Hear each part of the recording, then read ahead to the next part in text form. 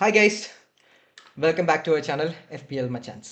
So ഇന്ന് നമുക്ക് നമ്മളുടെ ഏറ്റവും കൂടുതൽ എക്സ്പെൻസീവ് ആയിട്ടുള്ള പ്ലെയറിനെ കുറിച്ച് സംസാരിക്കാം FPL. അതെ. ആരടാ? ഹാലൻഡ്, സിറ്റിയുടെ ഹാലൻഡ്. സിറ്റിയുടെ ഹാലൻഡ്.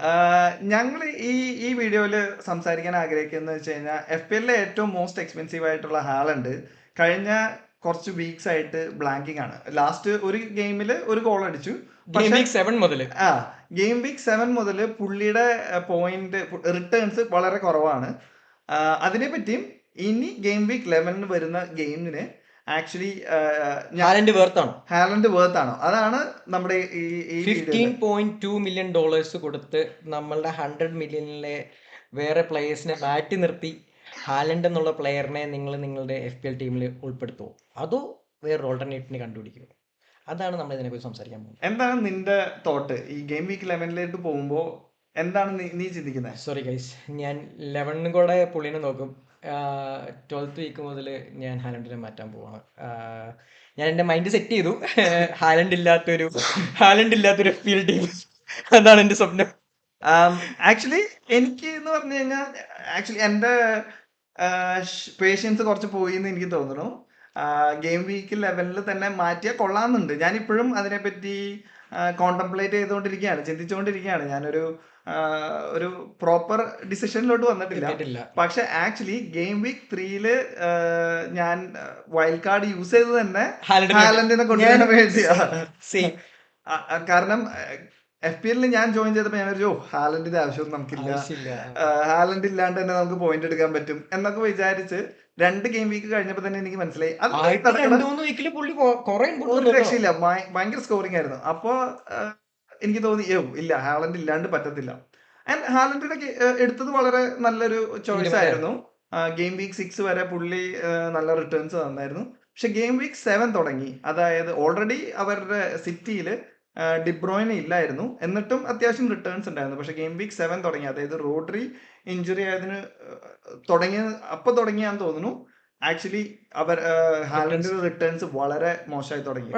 പക്ഷെ അങ്ങനെ മാത്രം പറയാൻ പറ്റില്ല, കാരണം ഈ കഴിഞ്ഞ പല മാച്ചസിലും പുള്ളി സാധാരണ കൺവേർട്ട് ചെയ്യുന്ന പോലെ ചാൻസസ് പുള്ളിക്ക് കൺവേർട്ട് ചെയ്യാൻ പറ്റുന്നില്ല. എനിക്ക് ലാസ്റ്റ് മാച്ചില് പുള്ളിക്ക് കുറച്ച് കൂടുതൽ ചാൻസ് വന്നു. ലാസ്റ്റ് മാച്ചിൽ മാത്രമല്ല, അതിനു മുമ്പത്തെ 2 മാച്ചുകളിലും പുള്ളിക്ക് മിനിമം 2 ഗോളെങ്കിലും സ്കോർ ചെയ്യാനുള്ള ചാൻസസ് ഉണ്ടായിരുന്നു. എല്ലാ മാച്ചിലും പുള്ളിക്ക് ചാൻസസ് കിട്ടുന്നുണ്ട്. എനിക്ക് തോന്നുന്നു പുള്ളിക്ക് ഒരു ഡ്രൈ സ്പെൽ ആയിരിക്കാം. ഇതെന്താ പ്രശ്നം എന്ന് വെച്ചാൽ, ഒട്ടുമിക്ക FPL മാനേജേഴ്സിൻ്റെയും കൺഫ്യൂഷൻ എന്തെന്ന് വെച്ച് കഴിഞ്ഞാൽ, ഹാലൻഡിനെ മാറ്റിക്കഴിഞ്ഞാൽ ഒരു പക്ഷേ പുള്ളി നന്നായിട്ട് കളിക്കാൻ തുടങ്ങും, പിന്നെ നമുക്കതൊരു ബുദ്ധിമുട്ടാവും.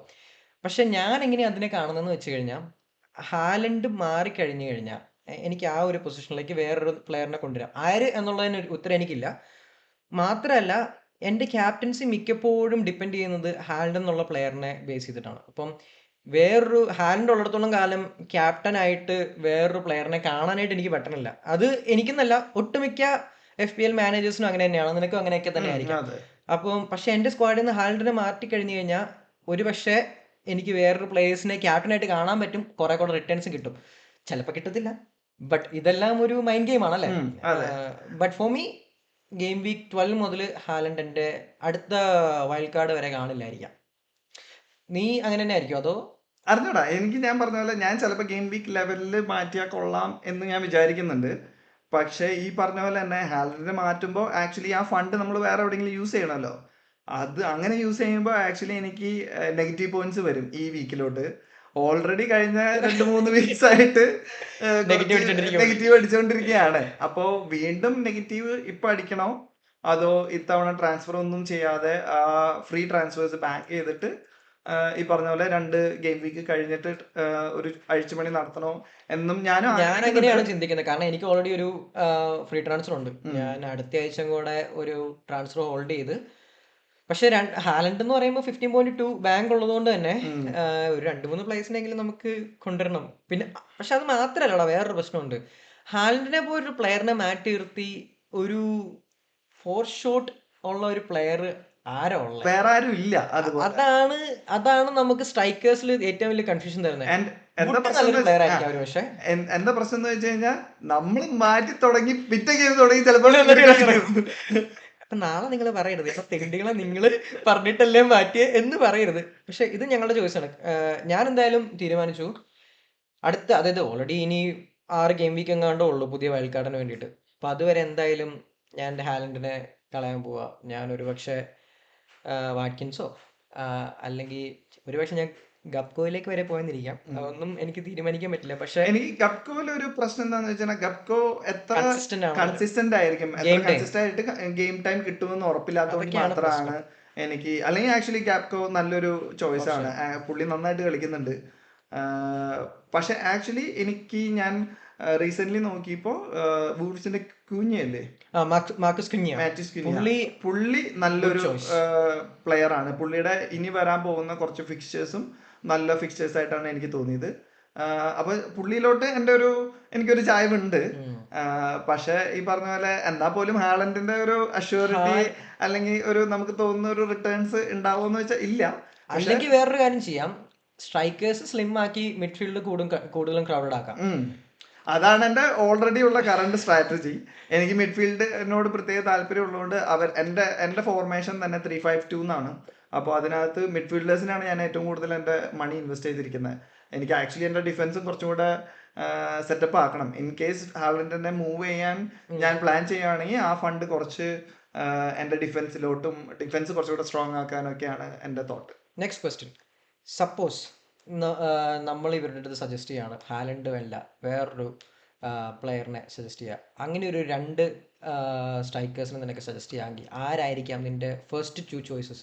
അതിൽ എന്താ പറയുക, ഷുവറായിട്ടും ഗെയിം ടൈം ഉള്ള പ്ലേയേഴ്സ് വേണം, പിന്നെ ഒരു കൺവേർഷൻ തരാൻ ചാൻസസ് ഉള്ള പ്ലേയേഴ്സ് ആയിരിക്കും. എൻ്റെ അറ്റ് ദ മൊമെന്റ് ഇപ്പൊ ഞാൻ ഹാലൻഡിനെ മാറ്റുവാണെങ്കിൽ എൻ്റെ 2 ചോയ്സസ് വുഡ് ബി, ഒന്ന് ഈ പറഞ്ഞ പോലെ മാത്യൂസ് കുഞ്ഞ, 2 സ്പേഴ്സിന്റെ സോളങ്കി. ഇവർ രണ്ടുപേരെ ചൂസ് ചെയ്യാൻ കാരണം ഒന്നാമത് മാത്യൂസ് കുഞ്ഞയ്ക്ക് ഭയങ്കര ഗോൾ ഇൻവോൾവ്മെന്റ് ഉള്ളതായിട്ട് എനിക്ക് തോന്നിയിട്ടുണ്ട്. പുള്ളി ഒന്നില്ലെങ്കിൽ സ്കോർ ചെയ്യും അല്ലെങ്കിൽ അസിസ്റ്റ് ചെയ്യും. ആൻഡ് പുള്ളി നല്ല ഗെയിം ടൈം അല്ലെങ്കിൽ പുള്ളിയുടെ ഗെയിം തന്നെ കാണാൻ കുറച്ചുകൂടെ ഇൻട്രസ്റ്റിംഗ് ആയിട്ടുള്ളൊരു പ്ലെയർ ആണ്. സൊളങ്കീനെ ഞാൻ ചൂസ് ചെയ്യാൻ കാരണം സ്പേഴ്സിന്റെ ഓവറോൾ പെർഫോമൻസ്, ഇപ്പോഴത്തെ ഓവറോൾ പെർഫോമൻസും അവരുടെ ഗോൾ കൺവേർഷൻസും എല്ലാം കണ്ടിട്ടാണ്. ഒരുപാട് ചാൻസ് വരുന്ന ഒരു ടീമാണ്. ടീമാണ്. ആൻഡ് ആക്ച്വലി ലാസ്റ്റ് ഗെയിമിൽ ആസ്റ്റൺ വില്ല ആയിട്ട് സൊളങ്കി ഒരുപാട് പോയിന്റ്സ് ആക്ച്വലി ഇവന്റെ ടീമിൽ ഉണ്ടായിരുന്നു. പുള്ളി ഇഷ്ടംപോലെ സ്കോർ ചെയ്ത് പോയിന്റ് കിട്ടിയതാണ്. പക്ഷെ അതാ ആ ടീം നന്നായിട്ട് വർക്ക് ചെയ്യുന്നതിന്റെ ഒരു ഔട്ട്പുട്ട് ആയിട്ട് എനിക്ക് തോന്നി. ആൻഡ് അത് കണ്ടിന്യൂ ചെയ്യുകയാണെങ്കിൽ സൊളങ്കിക്ക് ഇനിയും ഓപ്ഷൻസ് അല്ലെങ്കിൽ ഇനിയും ചാൻസസ് വരും, വിച്ച് പുള്ളിക്ക് ഒരുപാട് സ്കോർ ചെയ്യാനുള്ള ഓപ്ഷൻസ് ഉണ്ടാവും. അങ്ങനെ നോക്കുവാണെങ്കിൽ എനിക്ക് 2 പേര് അവരാണ്. നിനക്ക്? എന്റെ ചോയ്സസ് ഈ പറഞ്ഞ പോലെ സൊളങ്കി ടീമിൽ ഇല്ലാത്തവരാണെങ്കിൽ സൊളങ്കി ഒരു നല്ല ചോയ്സാണ്. പക്ഷെ ഫോർ മീ എനിക്ക് ഓൾറെഡി സൊളങ്കി ഉണ്ട്. അതുകൊണ്ട് ഞാൻ ഒരുപക്ഷെ പോവാൻ ചാൻസ് ഉള്ളത് നമ്മളുടെ വുഡിന് വേണ്ടിയിട്ടാണ്. വുഡ് ഇപ്പം കുറേ ഗെയിം വീക്ക് ആയിട്ട് നന്നായിട്ട് ഇൻപുട്ട് തരുന്ന ഒരു പ്ലെയർ ആണ്. പക്ഷേ കൺസിസ്റ്റൻസി എല്ലാവരും ഡൗട്ട് ചെയ്യുന്ന ഒരു പ്ലെയർ ആണ്. കാരണം പുള്ളിക്ക് തരാൻ പറ്റുമോ എന്ന് അറിയില്ല. പിന്നെ വീസ ഒരു നല്ല ചോയ്സ് ആയിട്ട് എനിക്ക് തോന്നുന്നുണ്ട്. പുള്ളിയുടെ ഗെയിം കണ്ടു കഴിഞ്ഞാൽ അറിയാം, പുള്ളി ഇഞ്ചുറി കഴിഞ്ഞ് തിരിച്ചു വന്നിട്ടാണെങ്കിലും പുള്ളി ടോപ്പ് എൻഡിലാണ് കളിച്ചുകൊണ്ടിരിക്കുന്നത്. കഴിഞ്ഞ ഗെയിം വീക്കിൽ ഒരുപാട് പുള്ളിക്ക് സ്കോർ ചെയ്യാൻ പറ്റില്ല, പക്ഷെ പുള്ളി സ്കോർ ചെയ്യും. അല്ലെങ്കിൽ പുള്ളി ഒരു അപ്കമിങ് നല്ല സ്ട്രൈക്കർ ആയിട്ട് എനിക്ക് ഫീൽ ചെയ്യുന്ന ഒരു പ്ലെയർ ആണ്. ആ 2 ചോയ്സ് ആയിരിക്കാം എനിക്കുള്ളത്. പിന്നെ ഒരു ടോപ്പ് പ്രൊഫൈൽ സ്ട്രൈക്കർ വേണമെന്നുണ്ടെങ്കിൽ ഒരുപക്ഷെ നിങ്ങൾക്ക് വാട്കിൻസിനേക്കിലേക്കും പോവാം. കാരണം വാട്കിൻസ് ആണെങ്കിലും നന്നായിട്ട് വർക്ക് റേറ്റ് ഉള്ള ഒരു പ്ലെയർ ആണ്. പുള്ളി ഈ പറഞ്ഞ പോലെ ഹാലൻഡിനെ പോലെ കഴിഞ്ഞ 3 ഗെയിം വീക്ക് ആയിട്ട് ഒരു ട്രൈ സ്പെല്ല് പോയിക്കൊണ്ടിരിക്കുകയാണ്. പക്ഷെ പുള്ളി ഒരുപാട് ഗോൾ ചാൻസസ് ക്രിയേറ്റ് ചെയ്യുന്നുണ്ട്. അൺലൈക്ക് ഹാലൻഡ്, പുള്ളി ബാക്കി പ്ലേയേഴ്സിനെ ഫീഡ് ചെയ്യുന്നുണ്ട്, നന്നായിട്ട് ഹോൾഡ് ഓഫ് പ്ലേസ് നടത്തുന്നുണ്ട്. ബോക്സസിനുള്ളിൽ തന്നെ പുള്ളി കുറേ 1-2 പാസസ് ഒക്കെ ട്രൈ ചെയ്യുന്നുണ്ട്. So Watkins is A nice choice. കാരണം ഇവരാണെങ്കിലും വില്ലയാണെങ്കിലും നന്നായിട്ട് കളിക്കുന്നുണ്ട്. സോ എനിക്ക് ബ്രെൻഫോർഡിന്റെ വിസ ആക്ച്വലി നന്നായിട്ട് കളിക്കും.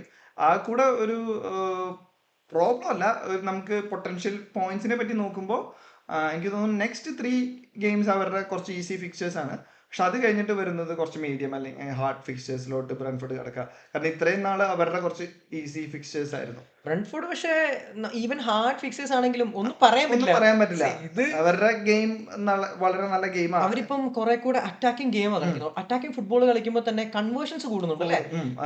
ഗോള് ഒബ്വിയസ്ലി തിരിച്ച് കിട്ടുന്നുണ്ട്, പക്ഷെ അവര് സ്കോർ ചെയ്യുന്നുണ്ട്. സ്ട്രൈക്കറിനെ മാത്രം നോക്കുമ്പോൾ ഒരുപക്ഷെ എനിക്ക് പേഴ്സണലി സ്പീക്കിംഗ് എനിക്ക് വിസ വിസ എനിക്ക് നല്ലൊരു ഇഷ്ടമുള്ള choice ആയിട്ട് ചോയ്സ് ആണ്. തോന്നുന്നു. പക്ഷെ ഞാൻ അവരുടെ ഫിക്സേഴ്സും കൂടെ ഒന്ന് കൺസിഡർ ചെയ്യാൻ പറഞ്ഞു തന്നു. സോ ഹാലൻഡ് അതാണ് നമ്മൾ പറഞ്ഞു വെക്കുന്ന ഈ ആഴ്ചത്തെ ടോപ്പിക്. സോ പ്രോബബ്ലി നിങ്ങളുടെ ഫീഡ്ബാക്ക് എന്താണ് നിങ്ങളുടെ തോട്ട്സ്? ഹാലൻഡിനെ നിങ്ങൾ കീപ്പ് ചെയ്യാൻ ആഗ്രഹിക്കുന്നുണ്ടോ? ഉണ്ടെങ്കിൽ നിങ്ങളുടെ തോട്ട്സ് എന്താണെന്നുള്ളത് കമന്റ്സിൽ നിങ്ങൾ പറയാം. കമന്റ്സ് ചെയ്യുക. അതേപോലെ തന്നെ നിങ്ങൾക്ക് വേറെ ഹാലൻഡ് അല്ലാണ്ട് ഏത് ഓൾട്ടർനേറ്റീവ് ആണ് നിങ്ങൾ നോക്കുന്നത്, അതും നിങ്ങൾക്കുണ്ടെങ്കിൽ നിങ്ങളുടെ അടുത്ത് DM ചെയ്യുക, കമന്റ് ബോക്സിൽ മെൻഷൻ ചെയ്യുക. വിൽ ഡിസ്കസ് നമ്മളുടെ. അതേപോലെ തന്നെ ഞങ്ങൾ FPL മെച്ചൻസ് എന്ന് പറഞ്ഞ ഒരു ലീഗ് സ്റ്റാർട്ട് ചെയ്തിട്ടുണ്ട്. ലിങ്ക് താഴെ കൊടുത്തിട്ടുണ്ടാവും. അതിലേക്ക് ജോയിൻ ചെയ്യൂ, നമുക്ക് FPL സംസാരിക്കാം. ഓക്കെ. സോ അപ്പൊ നിങ്ങളുടെ ടീമും നിങ്ങളുടെ സ്ട്രൈക്കേഴ്സും വെച്ച് എത്ര പോയിന്റ് നിങ്ങൾക്ക് നേടാം, അതുപോലെ തന്നെ ഞങ്ങൾ എത്ര പോയിന്റ്സ് നേടിയെന്ന് നിങ്ങൾക്ക് അതിനകത്ത് കാണാൻ പറ്റുന്നതായിരിക്കും. സോ ഗൈസ്, അടുത്ത വീഡിയോ വരെ. Bye.